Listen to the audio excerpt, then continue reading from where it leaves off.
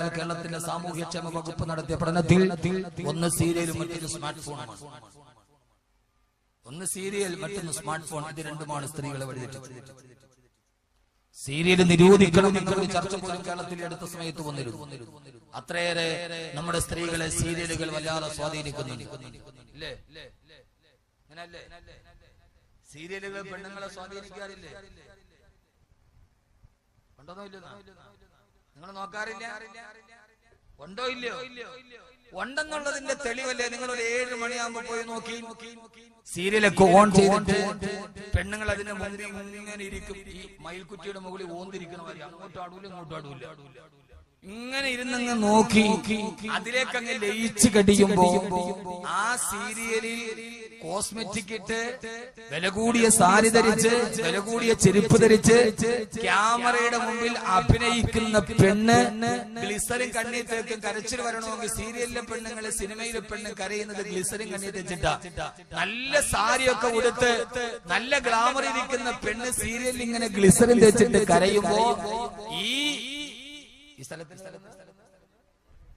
ഈ വടക്കഞ്ചേരിയിലുള്ള വടക്കം പെണ്ണ് അത് കണ്ടിട്ട് ഇങ്ങനെ കരയും. എന്താ അതിന്റെ അർത്ഥം? ആ പച്ച പൊട്ടിക്കറിയില്ല. അപ്പോഴും അപ്പുറത്തിരിക്കുന്ന പെണ്ണ് ഗ്ലിസറിൻ വെച്ചിട്ടാ കരയുന്നത്. അത് യാഥാർത്ഥ്യമാണെന്ന് നോക്കിയിട്ട് ഇവള് കരയും. കാരണം അത്രത്തോളം അവരുടെ മനസ്സിനെ അത് സ്വാധീനിക്കുന്നു എന്നതിന്റെ അടയാളമാണ് ആ കണ്ണുനീർ. മാതാപിതാക്കൾ മക്കളെ പഠിപ്പിക്കാറില്ല. അവർക്കത് ഇപ്പൊ പുതിയ ജനറേഷൻ മാതാപിതാക്കൾക്ക് മക്കളെ ശ്രദ്ധിക്കാൻ തന്നെ സമയമില്ല. ഈ അടുത്ത സമയത്ത് കണ്ടു, ക്ലാസ്സിൽ അധ്യാപകൻ കുട്ടികളോട് ചോദിച്ചു, നിങ്ങൾക്ക് ആരാവാനാണ് ഇഷ്ടം? ഓരോ കുട്ടികൾ ഓരോന്നായി പറഞ്ഞു. ഒരാൾ പറഞ്ഞു എനിക്ക് സിനിമാ നടനാവണം, വേറൊരാൾ പറഞ്ഞു എനിക്ക് സ്മഗ്ലർ ആവണം, വേറൊരാൾ പറഞ്ഞു എനിക്ക് കമാൻഡോ ആവണം, വേറെ കുട്ടികൾ പറഞ്ഞു എനിക്ക് സൂപ്പർമാൻ ആവണം, വേറൊരു കുട്ടി പറഞ്ഞു എനിക്ക് ഛോട്ടാ ഭീം ആവണം. അവസാനം ഒരു കുട്ടി അവിടെ ഇരിപ്പുണ്ട്. ആ കുട്ടിയോട് സാറ് ചോദിച്ചു, മോനെ നിനക്കാരാവണം? അവൻ പറഞ്ഞു എനിക്ക് എന്റെ വീട്ടിലെ TV ആവണം. ആ കുട്ടി പറഞ്ഞ മറുപടി എനിക്ക് എന്റെ വീട്ടിലെ TV ആവണം. അധ്യാപകൻ ചോദിച്ചു, മോനെ നീ എന്താ ഇങ്ങനെ പറയാ? അപ്പൊ നിഷ്കളങ്കമായിട്ട് ആ കുട്ടി പറഞ്ഞു അത്രേ, എനിക്ക് എന്റെ വീട്ടിലെ TV ആകാനാ ഇഷ്ടം. കാരണം ഞാൻ എന്റെ വീട്ടിലെ TV ആയിരുന്നുവെങ്കിൽ ഡ്യൂട്ടി കഴിഞ്ഞ് ഓടി വന്നാൽ അച്ഛൻ ഓടി വന്ന് എന്റെ മുമ്പിൽ വന്ന് എന്റെ മുഖത്തോട്ട് നോക്കിയിരിക്കും. അമ്മ എല്ലാ തിരക്കിന്റെ ഇടയിലും മാറ്റിവെച്ച് എന്റെ അടുക്കൽ വന്നിരിക്കും. എന്റെ ജ്യേഷ്ഠന്മാരൊക്കെ എന്റെ അടുത്ത് വന്ന് ചുറ്റും വട്ടം കൂടിയിരിക്കും. അവരൊരു ദിവസം സന്ധ്യ മുതൽ രാത്രി പാതിരാത്രി ഉറക്കം വരുന്നത് വരെ അവരെന്റെ ചുറ്റുവട്ടത്ത് ഇരുന്ന് അവരെന്നെ മാത്രം നോക്കിയിരിക്കും. എനിക്ക് എന്തെങ്കിലും പറ്റിയാൽ ഉടനെ പോയി അത് കേടുപാടുകളൊക്കെ ശരിയാക്കും. എനിക്ക് എന്തെങ്കിലും സംഭവിച്ചു പോയാൽ അവരതോത്തിട്ട് കരയും. അവസാനം അവർ എന്റെ മുമ്പിൽ തന്നെ ഉറക്കം വന്ന് എന്റെ മുമ്പിൽ തന്നെ കിടന്നവർ ഉറങ്ങും. അവരെപ്പോഴും എന്നെ ശ്രദ്ധിക്കും. അതുകൊണ്ട് എന്റെ വീട്ടിലെ TV ആവാനാണ് എനിക്ക് ഇഷ്ടമെന്ന് കുട്ടി പറഞ്ഞു. യഥാർത്ഥത്തിൽ ഇതൊക്കെ നമ്മുടെ വീട്ടിൽ നടക്കുന്ന ചില ചെറിയ ചെറിയ സംഭവങ്ങൾ. നമ്മളൊരു TVയെ ശ്രദ്ധിക്കുന്നിടത്ത് പോലും നമ്മുടെ മക്കളെ നമ്മൾ ശ്രദ്ധിക്കാറില്ല. അതുകൊണ്ട് തന്നെ നമ്മുടെ മക്കൾ വളർന്നു വരുമ്പോൾ അവർക്ക് ധാർമ്മികമായി അല്ലാഹുവിനെ കുറിച്ച് അറിയാവുന്ന ആളുകൾ പോലും ആവാൻ നമുക്ക് കഴിയുന്നില്ല. ഈ അടുത്ത സമയത്ത് ഒരു ചെറുപ്പക്കാരനോട് ഞാൻ ചോദിച്ചു, മോനെ അവൻ എനിക്കെല്ലാം അറിയാം. ഞാൻ ചോദിച്ചു, മോനെ അബൂജഹൽ ആരാ? അതൊരു സഹാബിയുടെ പേരല്ലേ? അല്ലാഹു വെറുതെ പറഞ്ഞല്ല. ഞാൻ ചോദിച്ചു, മോനെ അബൂജഹൽ ആരാന്ന് എനിക്കറിയാൻ അതൊരു സഹാബിയുടെ പേരല്ലേ? നിഷ്കളങ്കമായി ആദരവായ പ്രവാചകൻ നബി മുഹമ്മദ് മുസ്തഫ. ഉറക്കെ ആളുകൾ ധാരാളമുണ്ട്, പക്ഷെ അതിനനുസരിച്ചുള്ള ഉഷാറിയത്തില്ല. ആദരവായ പ്രവാചകൻ നബി മുഹമ്മദ് മുസ്തഫ. ഉറക്കെ പറഞ്ഞാലേ ഞാൻ നന്നായിട്ട് വാള് പറയും. നാളെ ഇൻഷാ അല്ലാഹ് കൃത്യം 8:30 തുടങ്ങും. കേട്ടോ? എന്താണ് 8:30 കൂടെ നാളെ കൃത്യം 8:30 ഇൻഷാ അല്ലാഹ് വാള് തുടങ്ങാൻ ഇവിടെ തന്നെ ഉണ്ട്. ഇത്തിരി താമസിച്ചു. മാത്രമല്ല എനിക്ക് നല്ല ക്ഷീണമുണ്ട്. ഇന്നലെ ഞാനും മന്നാനിയും ബഹ്റൈനിലായിരുന്നു. മന്നാനി മിനിങ്ങാന്ന് വന്നു. ഇന്നലെ രാത്രിയാണ് എത്തിയത്. വളരെ രാത്രി, വളരെ വൈകി ഫ്ലൈറ്റ് ഡിലേ. പിന്നെ അവിടെ നിന്ന് ഇങ്ങോട്ടുള്ള യാത്ര, ഇവിടെ വന്ന് പ്രസംഗിക്കുക. ഇന്നൊരു വിശ്രമം കിട്ടിയാൽ നാളെ കുറച്ചുകൂടി നമുക്ക് ഹൈറാക്കാം. അതുകൊണ്ട് എല്ലാവരും ഇൻഷാ അല്ലാഹ് നാളെ കൃത്യം 8:30 വരണം. ഒന്നുകൂടെ പെണ്ണുങ്ങൾ വരൂല 8:30. സീരിയലൊക്കെ ആ സമയമാകുമ്പോ തീരൂല്ലേ? ഇല്ലേ? അല്ലെങ്കിൽ അവിടെ ഒന്ന് തൊട്ട് വെച്ചാൽ നമുക്ക് നാളെ കഴിഞ്ഞ് കഥ വിട്ട. ആദരവ്. നാളെ വളരെ പ്രധാനപ്പെട്ട ഒരു വിഷയമാണ്. ആണും പെണ്ണും ഒന്നിച്ചിരുന്ന് കേൾക്കേണ്ട വിഷയമാണ് നാളെ. ഹസ്രത്ത് ആയിഷ സത്യദൂതരുടെ സഹധർമ്മം.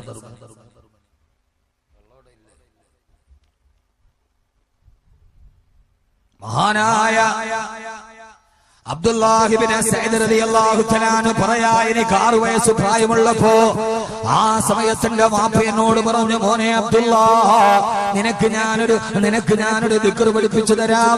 6ാമത്തെ വയസ്സ് പ്രായമുള്ളപ്പോ മഹാനായ അബ്ദുല്ലാ റളിയല്ലാഹു തആല അൻഹുവിനോട് വാപ്പ പറഞ്ഞു കൊടുത്തു, പത്ര മോനെ, ഏത് സമയത്തും നീ മുടങ്ങാതെ പറയണേ, അല്ലാഹു ഹാദിരി, അല്ലാഹു നാദിരി, അല്ലാഹു ഷാഹിദി, അല്ലാഹു മഴി.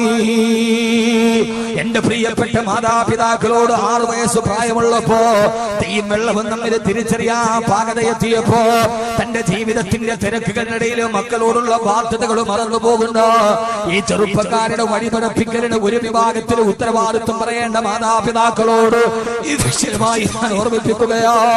6 വയസ്സ് പ്രായമുള്ളപ്പോ എന്റെ വാപ്പ എന്നോട് പറഞ്ഞു, മോനെ, ദിക്ർ നീ പറയണം. 2 വർഷക്കാലം 8 വയസ്സ് വരെ ഞാൻ ദിക്ർ കൃത്യമായി പറഞ്ഞു.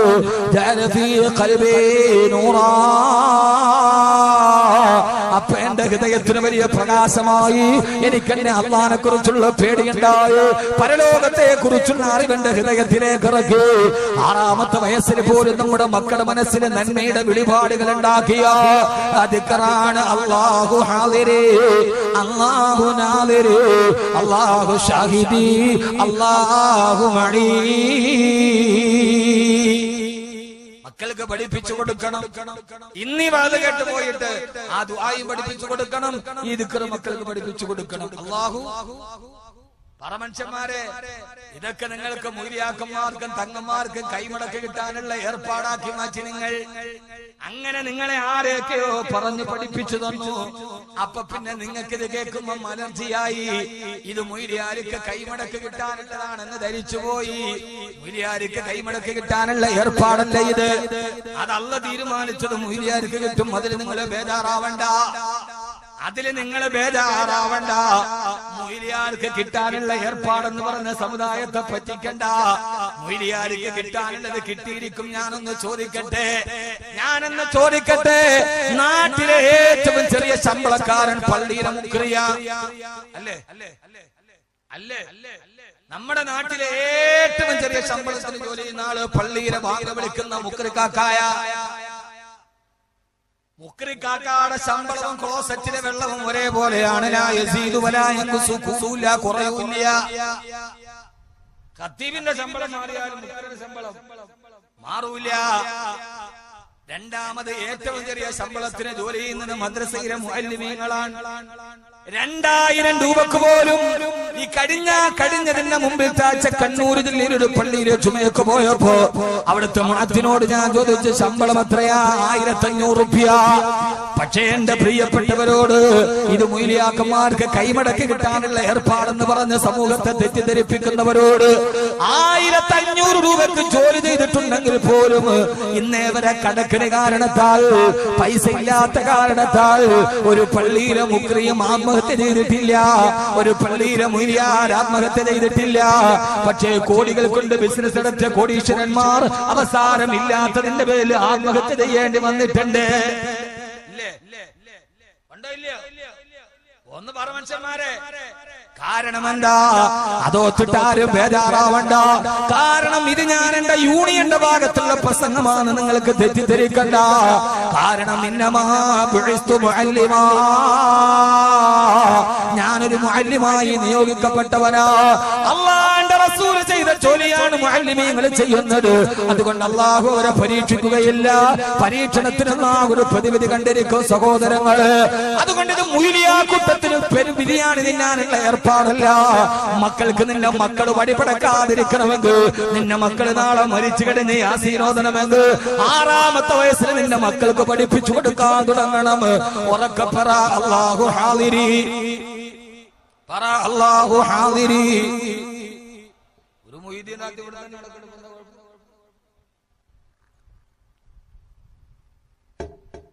അല്ലാഹു ഹാദിരി, അല്ലാഹു നാദിരി അല്ലാഹു ഷാഹിദി അല്ലാഹു മടി മോനെ അബ്ദുള്ള അല്ലാഹു ഹാദിരി അല്ലാഹു നമ്മുടെ തൊട്ട് മുമ്പിൽ ഹാജരുണ്ട് മോനെ അല്ലാഹു നാദിരി നമ്മൾ എന്ത് ചെയ്താലും അല്ലാഹു നമ്മളെ നോക്കുന്നുണ്ട് മോനെ അല്ലാഹു ഷാഹിദി നമ്മൾ എന്ത് ചെയ്താലും പടച്ച റബ്ബിന് സാക്ഷിയാണ് മോനെ അല്ലാഹു മടി അല്ലാഹു നമ്മുടെ കൂടെ തന്നെയുണ്ട് പൊന്നുമോനെ ഞാനെന്ന് ചോദിക്കട്ടെ എന്റെ പ്രിയപ്പെട്ട സഹോദരങ്ങളോട് സഹോദരിമാരോട് 6ാമത്തെ വയസ്സ് മുതൽ ആ പ്രിയപ്പെട്ട മക്കളുടെ ഹൃദയത്തിലേക്ക് പടച്ചറപ്പ് നമ്മളെ നോക്കുന്നുണ്ടെന്നുള്ള ബോധ്യം നമ്മൾ ഇട്ടുകൊടുത്താൽ പിന്നെ ആ മക്കൾ വളർന്നു തരുമ്പം വഴിതെറ്റി പോകുമ്പോ അങ്ങനെ വഴിതെറ്റിപ്പോയാൽ അത് അല്ലാഹുവിന്റെ പരീക്ഷണമാണെന്ന് കരുതാമല്ലോ ആ രീതിയിൽ ജീവിതത്തിൽ പ്രായോഗിക ജീവിതം പഠിച്ച ചെറുപ്പക്കാരാ അറിയാതെ തെറ്റ് ചെയ്തു പോയാലും അവര് തീരുമാനിക്കും അല്ലാഹുവേ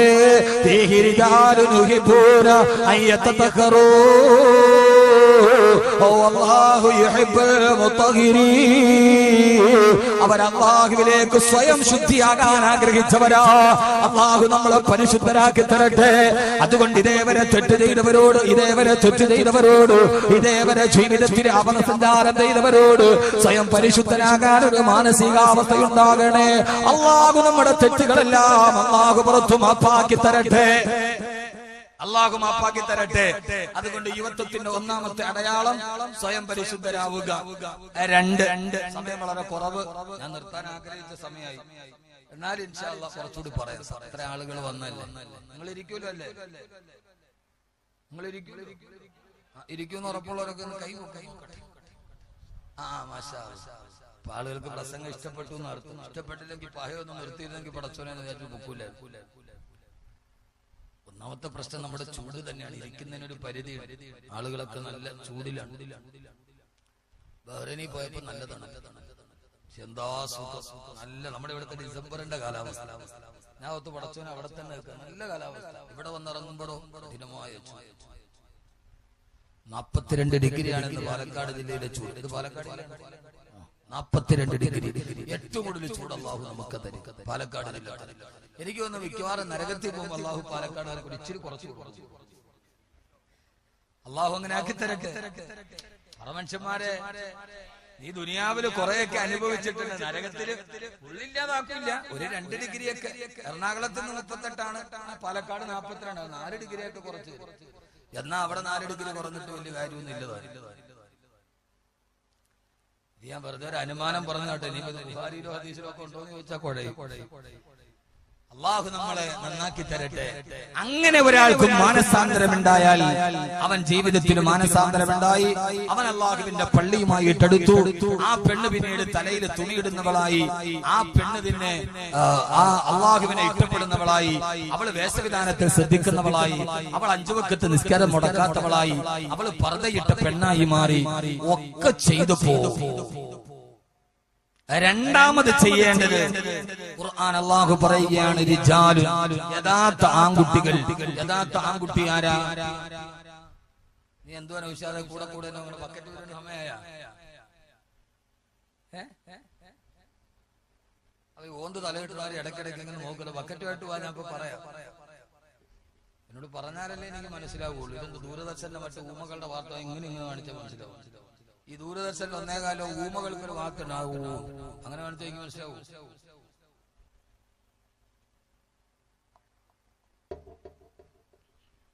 രണ്ട് എണ്ണി പഠിക്കണം 1 പരിശുദ്ധരാവുക 2 അല്ലാഹുവിന്റെ ഖുർആൻ പറയാണ് റിജാലുൻ ലാ തുൽഹീഹിം തിജാറത്തുൻ വലാ ബൈഉൻ അൻ ദിക്രില്ലാഹ് അല്ലാഹുവിലേക്ക് പരിശുദ്ധരായി പടച്ചറബിലേക്ക് മടങ്ങിയിട്ട് പള്ളിയുമായിട്ട് അടുക്കണ നിസ്കാരം കവാക്കണമെന്നൊക്കെ പറയുമ്പോ ആ സമയത്ത് നമ്മുടെ മുമ്പിലുള്ള പരമപ്രധാനമായ തടസ്സം നമ്മുടെ കച്ചവടങ്ങളാ അല്ലാഹു പറയാ പടച്ചറബിലോട്ടുള്ള വിശ്വാസം ഉണ്ടായാൽ പടച്ചറബിനോടുള്ള പേടിയുണ്ടായാൽ നരകത്തെ കുറിച്ചുള്ള പേടിയുണ്ടായാൽ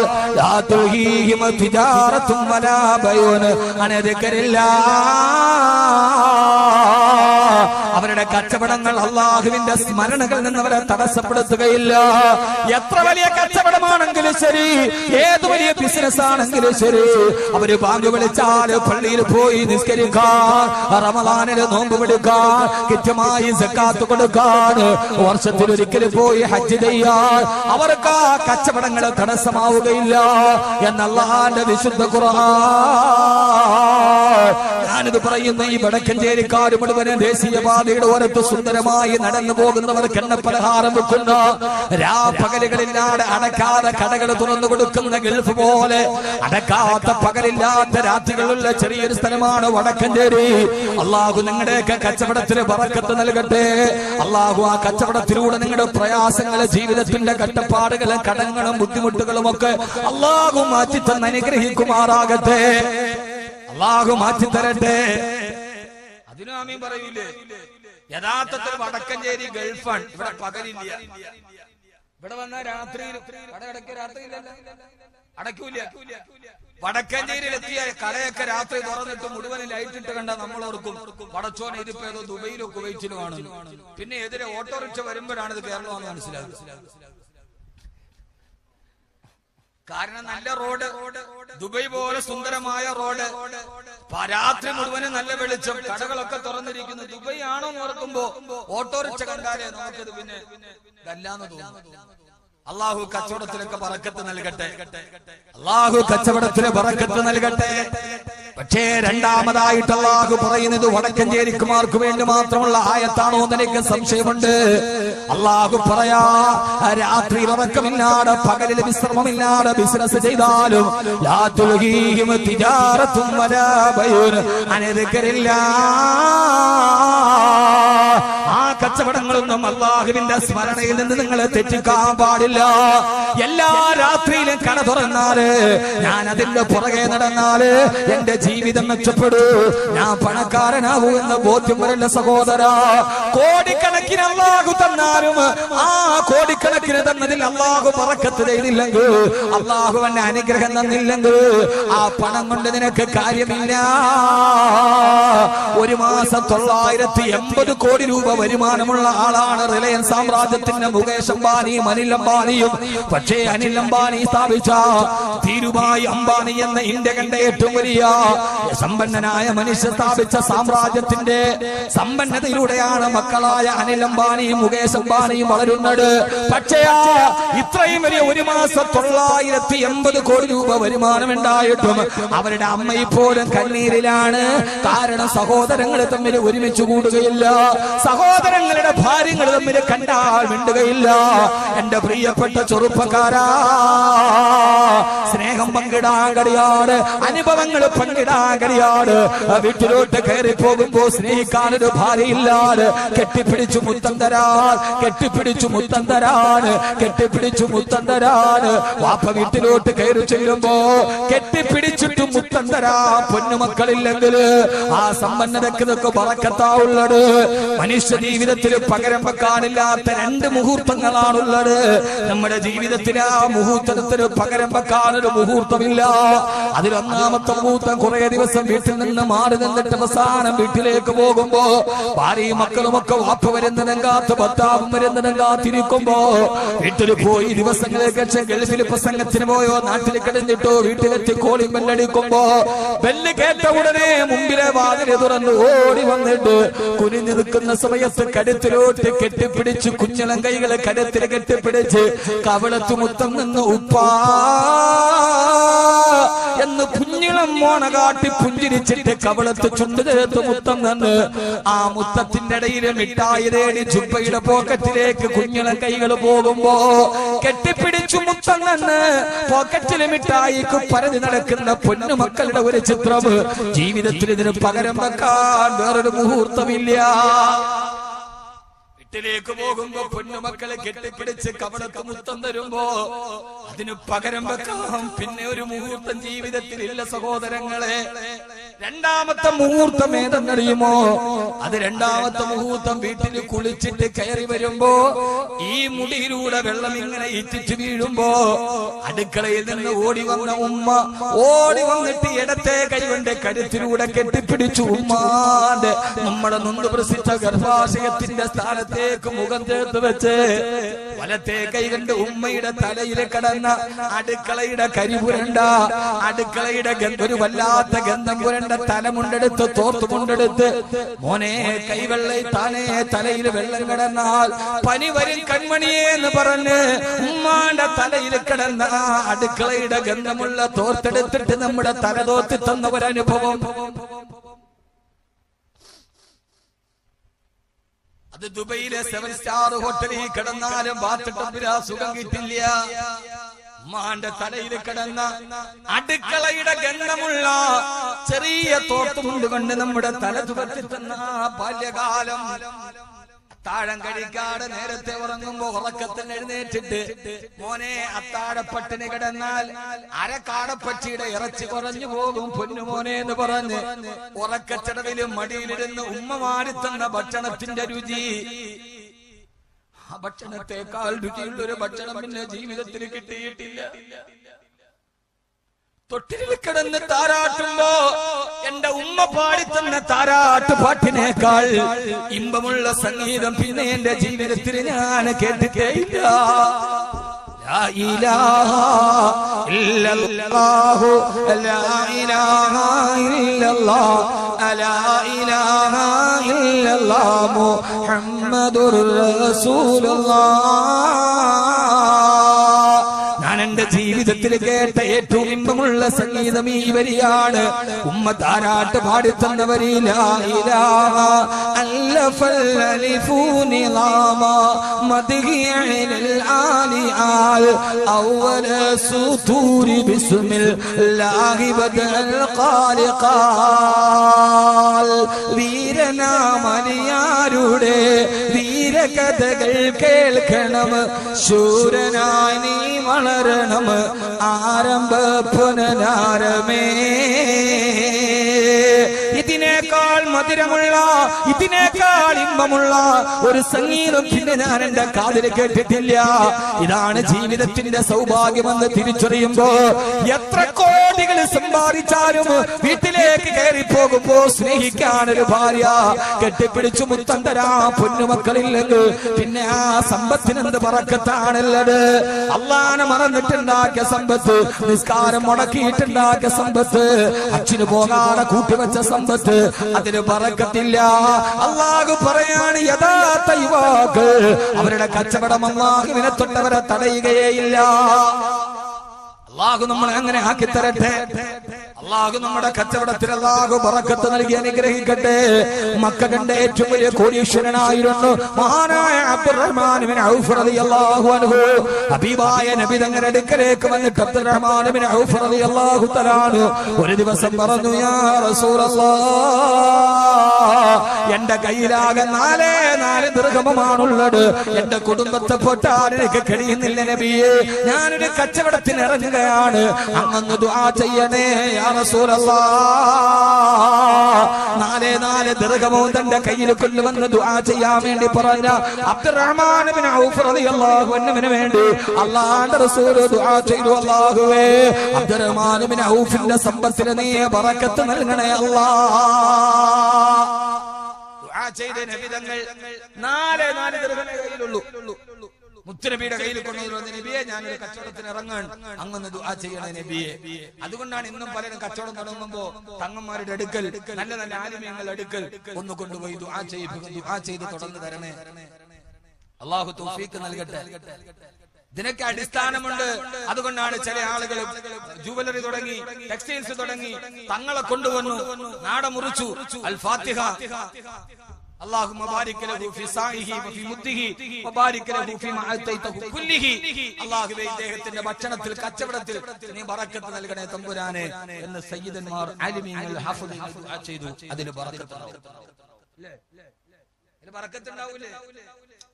പറക്കത്തുണ്ടാവില്ലേ? പിന്നെ ആര് നമ്മള് ചെയ്യണതല്ല. നമ്മള് കാവ്യാമാധവനെ കൊണ്ടുവന്ന് മുറിച്ചു.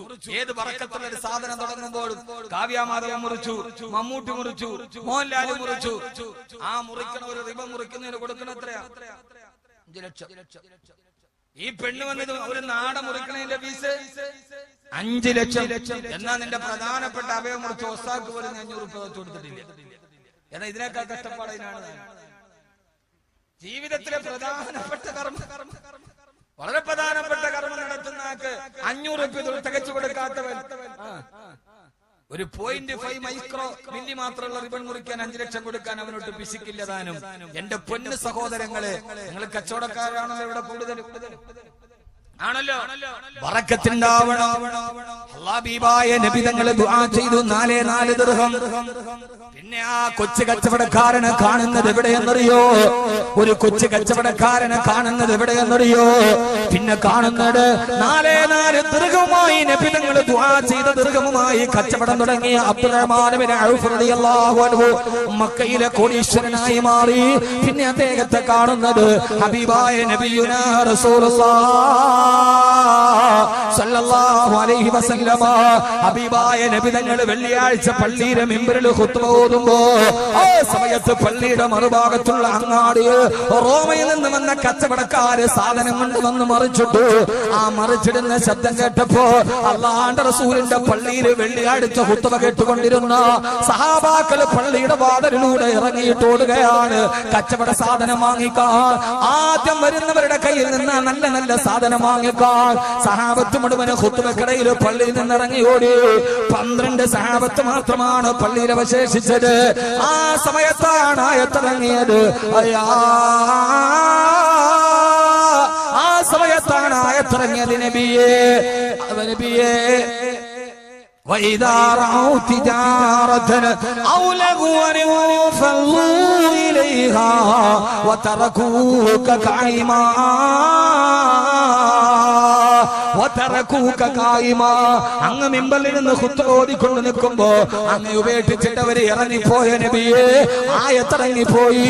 ഇതറിഞ്ഞ അബ്ദുറഹ്മാൻ ഇബ്നു ഔഫ് റളിയല്ലാഹു അൻഹു അല്ലാഹുവിന്റെ റസൂലിന്റെ അടുക്കൽ വന്നിട്ട് പറഞ്ഞു, യാ റസൂലല്ലാഹ്, എന്റെ കച്ചവട സംഘം മക്കയിൽ മദീനയിൽ വന്നപ്പോ സഹാബത്ത് പോലും പള്ളിയിൽ നിന്ന് ഇറങ്ങാൻ എന്റെ കച്ചവടം കാരണമായെങ്കിൽ ആ കച്ചവടത്തിന്റെ സമ്പത്ത് മുഴുവനും അല്ലാഹുവിന്റെ ദീനിന് വേണ്ടി ഞാൻ സദഖ ചെയ്യുന്നു യാ റസൂലല്ലാഹ്. സഹോദരങ്ങളെ, 4 നയാ പൈസ കയ്യിൽ വെച്ച് കച്ചവടം ചെയ്ത ആൾ മക്ക കണ്ട ഏറ്റവും വലിയ കോടീശ്വരനായി മാറുന്ന അവസ്ഥയിലേക്ക് മാറിയതെങ്ങനെയാ? അവരുടെ കച്ചവടം അല്ലാഹുവിന്റെ സ്മരണയെ തൊട്ട് തടസ്സപ്പെടുത്തിയിട്ടില്ല. തന്റെ കച്ചവടത്തിന്റെ പേരിൽ ഖുർആനിൽ ആയത്തിറങ്ങിയപ്പോ തന്റെ ജീവിതത്തിന്റെ സമ്പാദ്യം മുഴുവനും ഒരൊറ്റ നിമിഷം കൊണ്ട് സദഖ ചെയ്തു. മഹാനായ സയ്യിദുനാ അബ്ദുറഹ്മാൻ ഇബ്നു ഔഫ് റളിയല്ലാഹു അൻഹു. അല്ലാഹു നമ്മുടെ കച്ചവടത്തിന് ബറക്കത്ത് നൽകട്ടെ. അതുകൊണ്ട് കെട്ടിപ്പിടിച്ചു നിൽക്കുന്നതിൽ അർത്ഥമില്ല. ഈ സമ്പത്ത് ഇങ്ങനെ കെട്ടിവെച്ചിരിക്കുന്നതിൽ അർത്ഥമില്ല. ഈ സമ്പത്ത് നിങ്ങളെ രക്ഷിക്കുമെന്ന് നിങ്ങൾ കരുതണ്ട. കോടിക്കണക്കിന് രൂപ സ്വിസ് ബാങ്കിന്റെ അക്കൗണ്ടിലേക്ക് കെട്ടിക്കിടക്കുമ്പോഴാണ് ജർമ്മനിയിൽ നിന്ന് മലേഷ്യയിലേക്കും, മലേഷ്യയിൽ നിന്ന് ബെയ്ജിംഗിലേക്കും, ബെയ്ജിംഗിൽ നിന്ന് ബെർലിനിലേക്കും സ്വന്തം ഫ്ലൈറ്റ് ചാർട്ട് ചെയ്ത് സഞ്ചരിച്ച ബ്രിട്ടാനിയ ബിസ്ക്കറ്റ് സാമ്രാജ്യത്തിന്റെ അധിപതി ബഹുമാനപ്പെട്ട രാജംപിള്ള തിഹാർ ജയിലിന്റെ പരിപരുത്ത സിമന്റ് ബെഞ്ചിൽ കിടന്ന് അവസാനം മരിക്കുമ്പോ അയാളുടെ സ്വിസ് ബാങ്കിന്റെ അക്കൗണ്ടിൽ കോടിക്കണക്കിന് ഡോളർ കെട്ടിക്കിടക്കുന്നുണ്ട്. പക്ഷേ തിഹാർ ജയിലിന്റെ സിമന്റ് ബെഞ്ചിൽ കിടന്ന് മരിക്കുന്ന സമയത്ത് അവസാനം ഒരു ഗ്ലാസ് പച്ചവെള്ളം കിട്ടാൻ കോടീശ്വരനായ രാജംപിള്ളക്ക് കഴിഞ്ഞിട്ടില്ലെങ്കിൽ പിന്നെ നിന്റെ സമ്പത്ത് കൊണ്ട് നിനക്ക് എന്ത് നേടാനാണ്? അള്ളാഹു നിനക്ക് തരണമെന്ന് തീരുമാനിച്ചാലല്ലാട് ലോകരാഷ്ട്ര തലവന്മാര് പോലെ കിടുകിടാവർപ്പിക്കുന്ന രാജാധികാരിയാണ് ദുബൈയുടെ ഭരണാധി ഷെയ്ഖ് മുഹമ്മദ്. അള്ളാഹു അദ്ദേഹത്തിന് ദീർഘായുസ് കൊടുക്കട്ടെ. മഹാനായ Sheikh Mohammed bin Rashid Al Maktoum തവ്വലല്ലാഹു അംറാ. ലോകരാഷ്ട്രങ്ങളെ കിടുകിടാവർപ്പിച്ച ഭരണാധികാരിയാണ് ഷെയ്ഖ് മുഹമ്മദ് എന്ന് പറയുന്ന മഹാനായ ഭരണാധികാരി. ആ ഭരണാധികാരിയുടെ മുമ്പിൽ മുട്ടുപറച്ചിട്ടല്ലാട് ഷെയ്ഖ് മുഹമ്മദിന്റെ ദുബൈയിലെ സബീൽ പാലസിലേക്ക് മുട്ടുപറച്ചിട്ടല്ലാതെ ഒരു ഭരണാധികാരി പോലും കടന്നു വരാറില്ല. ബറാഖ് ഹുസൈൻ ഒബാമ പോലും കടന്നു പോയപ്പോ കണ്ണഞ്ചി പോയ സബീൽ പാലസിൽ അദ്ദേഹം മുട്ടുപറച്ചിട്ടുണ്ട് എന്ന് ദുബൈ ഭരണാധികാരിയുടെ കണ്ണഞ്ചിപ്പിക്കുന്ന സബീൽ പാലസിലേക്ക് കണ്ണുവറക്കാട് കണ്ണഞ്ചാട് കാല് വറക്കാതെ കടന്നു പോയ ഒരേ ഒരാളേ ഉള്ളൂ. അത് മറ്റാരുമല്ല, ഖാബിദുൽ അർവാഹ് മലക്ക് അസ്രായീന് മുട്ടുപറച്ചിട്ടില്ല, അസ്രായീന് കാല് പറച്ചിട്ടില്ല. പ്രിയപ്പെട്ട ചെറുപ്പക്കാരാ, അണുകുടുംബത്തിന് ജനിച്ച് ആധുനിക രാസവള നിർമ്മാണശാലയിലെ ഉപോൽപ്പന്നങ്ങളെ പോലെ ശപിക്കപ്പെട്ട നിഷ്ക്രിയത്വത്തിന്റെ ഇരുണ്ട തുരുത്തുകളിലെ ചിന്താശേഷി പണയപ്പെടുത്തി പോയ പാതിരാത്രിയെ പകരാക്കി മാറ്റി ലോകത്തിന്റെ നാട്ടുവർത്തമാനങ്ങൾ പോലും കൂണുപോലെ കുമിഞ്ഞു പൊങ്ങുന്ന സൈബർ കഫേകളിലും ഇന്റർനെറ്റ് കഫേകളിലും പാതിരാത്രിയിൽ അന്യപെണ്ണിന്റെ ശരീരവുമായി ചാറ്റിംഗ് നടത്തുന്ന ഭർത്താവ് വിദേശത്ത് കിടന്ന് കഷ്ടപ്പെടുമ്പോൾ നഷ്ടപ്പെട്ടു പോകുന്ന യൗവനത്തോത്ത് പരിതപിച്ചിട്ട് കിട്ടുന്നവന്റെ കടപ്പുറയുടെ ചൂടും ചൂരുമറിയാതെ പാതിരാത്രിയെ പകലാക്കി മാറ്റുന്ന എന്റെ പ്രിയപ്പെട്ട പെണ്ണേ, സ്വയം പരിശുദ്ധരാകണമെന്ന് പറയുമ്പോ അതിനിയും കാലാവധി ഉണ്ടല്ലോ എന്ന് കരുതുന്ന എന്റെ പ്രിയപ്പെട്ട നവകാല യുവത്വ സമൂഹത്തോട് ഓർമ്മിപ്പിക്കുകയാ. ലോകത്തിന്റെ ഒന്നാമത്തെ ഹാൻസമായിരുന്ന യൂറോപ്പിലെ പെൺകുട്ടികൾ മുഴുവനെ സ്വപ്നം കെടുത്തിയിരുന്ന ലോകത്തിന്റെ ഒന്നാമത്തെ ഹാൻസമായിരുന്നല്ലോ ഷെയ്ഖ് മുഹമ്മദ് എന്ന ഭരണാധികാരിയുടെ മകൻ ഷെയ്ഖ് റാഷിദ്. ആ ഷെയ്ഖ് റാഷിദ് കുതിരപ്പന്തയത്തിൽ ഒന്നാമതെത്തിയ ഷെയ്ഖ് റാഷിദ് അവസാനം അസ്രായീൽ വന്ന് പിടിക്കുന്ന സമയത്ത് 13,000 കോടി ഡോളർ സമ്പാദ്യമുണ്ടായിരുന്ന ഷെയ്ഖ് റാഷിദ് ദുബൈയിലെ മരുപ്പറമ്പിന്റെ കബറിലാണ് അടക്കപ്പെട്ടതെങ്കിൽ എന്റെ പ്രിയപ്പെട്ട ചെറുപ്പക്കാരാ, ദുബൈയിലെ സബീൽ പാലസിന്റെ സ്വർണ്ണക്കട്ടിലിരുന്നവനും 6 അടി മണ്ണിലേക്കാണ് അടങ്ങേണ്ടി വന്നതെങ്കിൽ മരിക്കുന്ന സമയത്ത് പണമോത്തിട്ടൊന്ന് വിലപിക്കാൻ പോലും يستطيعون توصيا ولا إلى آخرهم يرجعون. ഒരു വസിയത്ത് എഴുതി വെക്കാൻ പോലും സാധ്യമല്ലാതെ മരണദൂതൻ പിടിച്ചുകൊണ്ട് പോകുമ്പോ 6 അടി മണ്ണിലേക്ക് പോകുമ്പോ ഇംഗ്ലീഷ് ഭാഷ അറിയാത്തവനെ പോലെ സിനിമാ തിയേറ്ററിലെ 2.5 മണിക്കൂർ പൊട്ടിച്ചിരിപ്പിച്ച ലോകം കണ്ട ഹാസ്യ സാമ്രാട്ടാണ് ചാർലി ചാപ്ലിൻ. ആ ചാർലി ചാപ്ലിന്റെ 125ാമത്തെ ജന്മദിനമാണ് മിനിങ്ങാന്ന് കടന്നുപോയത്.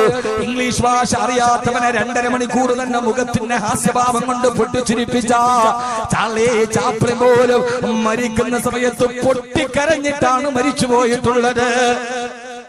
ചിന്തിച്ചോ നിങ്ങൾ ചാർലി ചാപ്ലിൻ പോലും മരിക്കുന്ന സമയത്ത് കരഞ്ഞിട്ടാണ് പോയിട്ടുള്ളത്. കേരള രാഷ്ട്രീയത്തെ തമാശ പറഞ്ഞ് പൊട്ടിച്ചിരിപ്പിച്ച ആളാണ് സഖാവി കെ നയനാർ. മാരകമായ രോഗം ബാധിച്ച് ലണ്ടനിലെ ഹോസ്പിറ്റലിലേക്ക് ചികിത്സയ്ക്ക് പോകാൻ വീട്ടിൽ നിന്നിറങ്ങുമ്പോ യാത്ര അയക്കുന്ന പ്രിയപ്പെട്ട ഭാര്യയുടെ കൈപിടിച്ചിട്ട് പൊട്ടിക്കയറുന്ന സഖാവ് നയനാരുടെ ചിത്രം പിറ്റേ ദിവസം മലയാള മനോരമയുടെ ഫ്രണ്ട് പേജിൽ അച്ചടിച്ചു വന്നതാണ്. പൊന്നുമോനെ, അഹമ്മദ് കബീരൻ കരയുന്ന ദിവസമുണ്ട്. ഈ 2 മണിക്കൂർ ഒരാള് പ്രസംഗിച്ചാല് 2.5 ലക്ഷം അക്ഷരം പറയുമെന്നാണ് ശാസ്ത്രത്തിന്റെ കണക്ക്. 2 മണിക്കൂറായി ഞാൻ പ്രസംഗം തുടങ്ങിയിട്ട് 2.5 ലക്ഷം അക്ഷരം ഇത്രയും സമയം കൊണ്ട് പറഞ്ഞനാ ഒരക്ഷരം പോലും പറയാൻ കഴിയാതെ എന്നൊന്ന് വിളിക്കാൻ കഴിയാതെ അക്ഷരം എന്റെ തൊണ്ടയിൽ കുടുങ്ങിക്കിടക്കുന്ന കാറിൽ സഞ്ചരിച്ചവനെ മയ്യത്ത് കെട്ടിലേറ്റിക്കൊണ്ടു പോകുന്ന ഒരു ദിവസമുണ്ട് പെണ്ണേ. 2.5 മണിക്കൂർ നിന്നെ സിനിമാ തിയേറ്ററിൽ നിന്റെ വീട്ടിലെ ടിവിയിൽ നിന്നെ പൊട്ടിച്ചിരിപ്പിച്ച നിന്റെ കൽപ്പന എവിടെ? പറ, നിന്റെ കൽപ്പന എവിടെ? കാർമുകിലിന്റെ നിറമുള്ള വർണ്ണരാജിയുടെ കവിളുകളുള്ള നിതംബമെത്തു നിൽക്കുന്ന കാർക്കൂന്തലുകളുള്ള മാൻപേടകളുടെ മിഴികളുള്ള തന്റെ കവിളത്തെ നുണക്കൊടി കൊണ്ടും തന്റെ കവിളത്തെ മറുകുകൊണ്ടും മലയാളിയുടെ മനസ്സിനെ തേടിയ നിന്റെ മേനകയെവിടെ? നിന്റെ മേനകയെവിടെ? എവിടെ പോയി പെണ്ണേ? ഇവിടെ നിന്ന് വെളിപ്പാടകലെ കേരളത്തിന്റെ ചാലക്കുടി ടൗണിലെ ഓട്ടോറിക്ഷക്കാരനായി ജീവിച്ച് അവസാനം പാവപ്പെട്ട മനുഷ്യന്റെ മനസ്സിന്റെ നിഷ്കളങ്കതയുടെ സ്ഥാനം നേടിയ മരിച്ചുപോയ കലാഭവമണിയെ കുറിച്ചിട്ട് അദ്ദേഹത്തിന്റെ മനത്തിന്റെ ദുരൂഹതകൾ പറയുമ്പോഴും